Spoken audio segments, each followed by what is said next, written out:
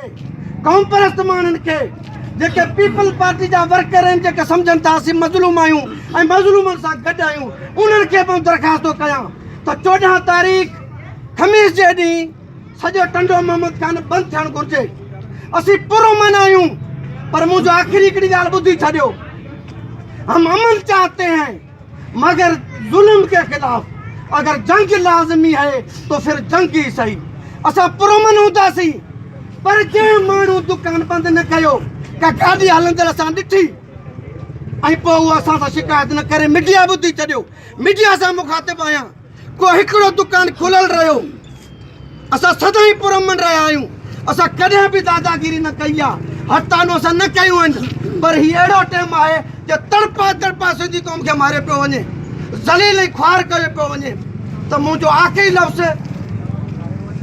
14 तारीख़ ख़मीस जे ॾींहुं